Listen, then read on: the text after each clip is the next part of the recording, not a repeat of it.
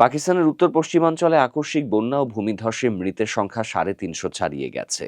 সবচেয়ে বেশি ক্ষতিগ্রস্ত হয়েছে খাইবার পাখতুনখোয়া প্রদেশ, যেখানে অন্তত ৩২৮ জনের প্রাণহানি ঘটেছে। জিও নিউজের প্রতিবেদনে জানানো হয়েছে, এখনও বহু মানুষ নিখোঁজ থাকায় মৃতের সংখ্যা আরও বাড়তে পারে। বন্যা ও ভূমিধসের কারণে খাইবার পাখতুনখাওয়ার বুনের সোয়াত, মানসেহরা, বাজাউর এবং বাটা গ্রাম সহ বিভিন্ন এলাকায় ভয়াবহ ক্ষয়ক্ষতি হয়েছে। ঘরবাড়ি, দোকানপাট ও অবকাঠামো ধসে পড়েছে।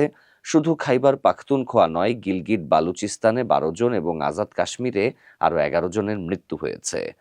প্রাদেশিক উদ্ধার সংস্থার তথ্য অনুযায়ী প্রায় ২,০০০ উদ্ধারকর্মী ৯টি ক্ষতিগ্রস্ত জেলায় ত্রাণ কার্যক্রম চালাচ্ছেন এবং ধ্বংসস্তূপ থেকে মৃতদেহ উদ্ধারে ব্যস্ত রয়েছেন।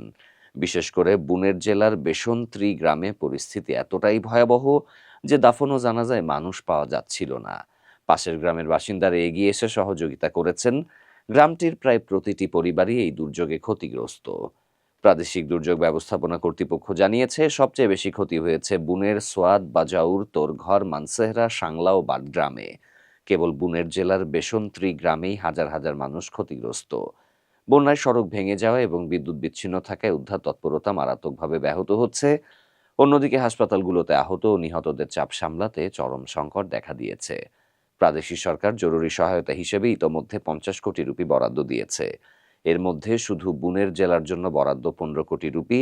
দুর্গম এলাকায় হেলিকপ্টারের মাধ্যমে ত্রাণ সামগ্রী পাঠানো হচ্ছে। তবে ক্ষতিগ্রস্তদের অভিযোগ, ক্ষয়ক্ষতির তুলনায় সরকারি সহায়তা এখনো অপ্রতুল।